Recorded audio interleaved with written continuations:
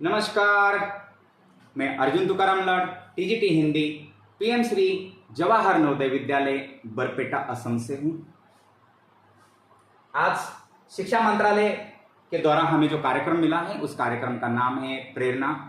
और इस प्रेरणा के तहत या प्रेरणा के अंतर्गत आज हम एक जो थीम है परिश्रम और समर्पण विषय पर मैं कुछ बातें आपसे कहने जा रहा हूँ। तो परिश्रम आप देख रहे होंगे कि किस प्रकार यह व्यक्ति एक बड़े से पत्थर को ढकेलने का कार्य कर रहा है। ये प्रतीक है परिश्रम का। और परिश्रम वह है जिसे करने में शारीरिक अथवा मानसिक ऊर्जा व्यय होती हो, उसे परिश्रम कहते हैं। ये हो गया परिश्रम की परिभाषा। अक्सर देखा गया तो मनुष्य के जीवन में परिश्रम का क्या महत्व है। परिश्रम मनुष्य के जीवन का बहुमूल्य अलंकार है। जिस प्रकार अलंकार पहनने से व्यक्ति की सुंदरता बढ़ती है, वैसे परिश्रम से बढ़ती है। आज पूरे समाज में देखिए, हर व्यक्ति संघर्ष कर रहा है, परिश्रम कर रहा है। एक जगह पर हरिवंश राय बच्चन जी कहते हैं, ये महान दृश्य है, चल रहा मनुष्य है, अश्रु स्वेद रक्त से लथपथ लथपथ लथपथ, अग्निपथ अग्निपथ अग्निपथ। इस प्रकार मनुष्य परिश्रम करने से किस प्रकार वो अपनी उत्थान की एक एक सीढ़ी चढ़कर अपने विकास की ओर बढ़ता है, हम देखते हैं। और एक तरफ वह मनुष्य है आलस्य और कामचोरी के कारण अपने उत्थान की एक एक सीढ़ी को नीचे की ओर उतरते जाता है और किस अधोगति में जाके पहुंचता है। ये दोनों उदाहरण आपने देखे होंगे। आज परिश्रम करने के कारण कितने सारे महापुरुषों ने अपना जीवन चरित्र सफल कर दिया है। आज उदाहरण के रूप में वह हमारे सामने प्रस्तुत होते हैं। आज कोई भी महानतम व्यक्तित्व को लीजिए, हमारे बापू महात्मा गांधी जी को लीजिए, उनके अथक परिश्रम के कारण उनको राष्ट्रपिता महात्मा गांधी बनाया। और एकमात्र वो चीज उनके पास थी, वो थी परिश्रम परिश्रम परिश्रम। आज हम खिलाड़ियों के रूप में देखते हैं, चाहे क्रिकेट के भगवान कहे जाने वाले माननीय सचिन तेंदुलकर जी हो, विराट कोहली जी हो, महेंद्र सिंह धोनी जी हो, आज हमारे गले के ताईत बने हुए हैं। इसका एकमात्र परिणाम है, सफल पाने के लिए उन्होंने परिश्रम ही किया है, और वो परिश्रम है। आज हम देखते हैं कि सफलता की कुंजी की अगर क्या है तो वो परिश्रम है। सफल होना है, आपको परिश्रम करना पड़ेगा। आज हम प्रकृति की तरफ देखते हैं, यहां देखे वहां देखते हैं, प्रकृति का हर जीव परिश्रम करता हुआ नजर आ जाता है। आप चींटी को लीजिए, चींटी अपना अन्न अपना अनाज कलेक्शन करने में जुटी रहती है, वो रात दिन परिश्रम करती रहती है। पक्षी अपना खाना जुटाने में रहते हैं, वो रात दिन परिश्रम करते हैं। तो प्रकृति भी हमें यही सीख देती है कि परिश्रम के बिना आपका विकास असंभव है। आपको अगर विकास करना है, आगे बढ़ना है, तो आपको परिश्रम करना पड़ेगा। श्रम जीवन का अंतिम सत्य है। देखिए, श्रम करोगे, अपने जीवन को सफल बनाओगे।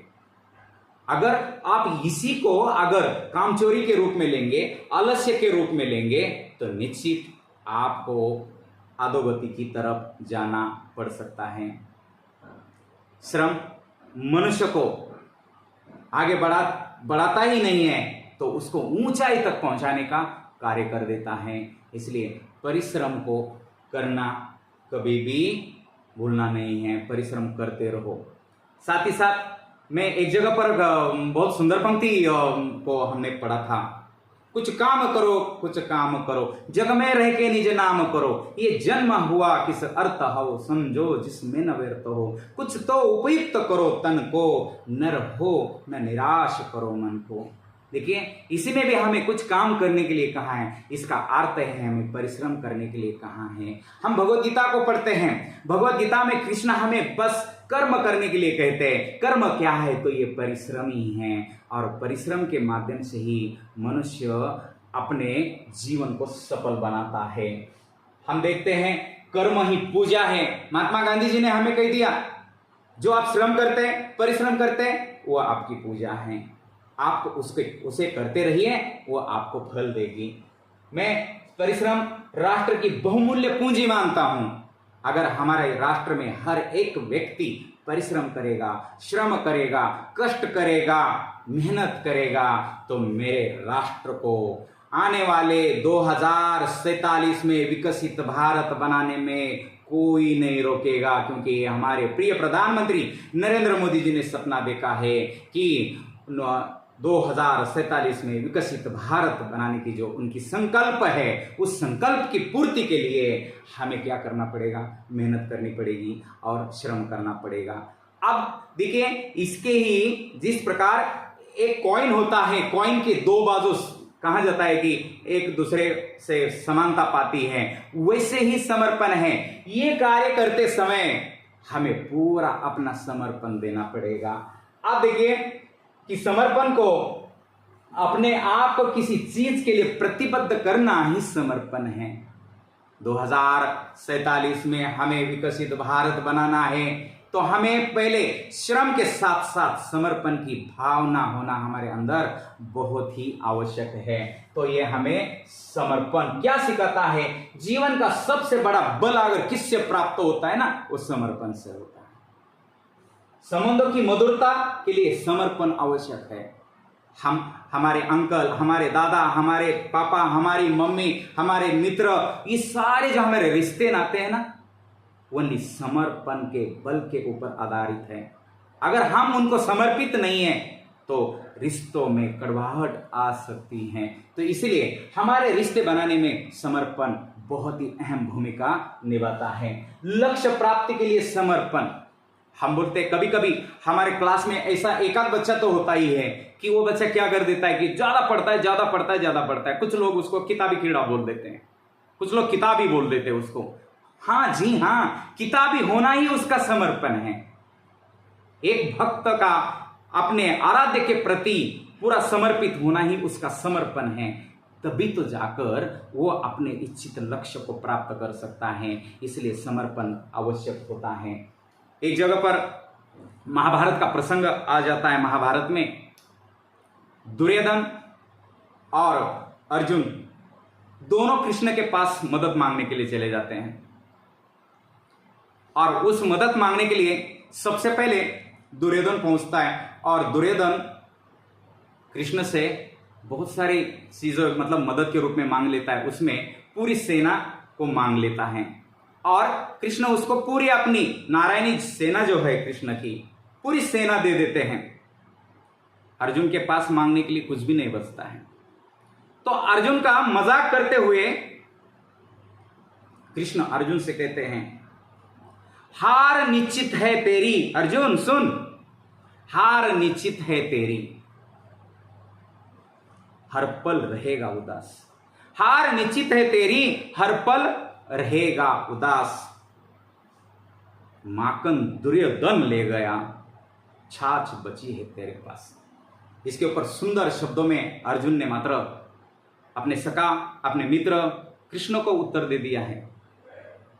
जीत निश्चित है मेरी वासुदेव, माधव, जीत निश्चित है मेरी, दास नहीं रहेगा उदास। जीत निश्चित है मेरी, दास नहीं रहेगा उदास।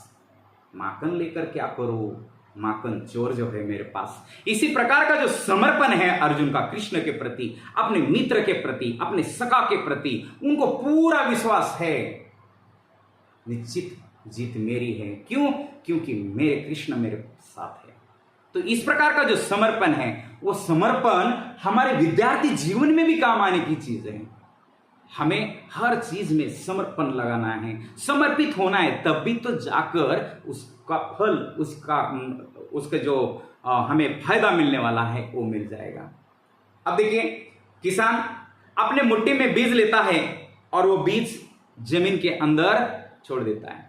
किसान को इतना भरोसा होता है, बीज को भी इतना भरोसा होता है कि मैं पुनः उठने वाला हूं, और ऐसा उठता है कि हजारों की संख्या में उठ जाता है। वो अनाज के रूप में हम तुम्हारे सामने आ जाता है।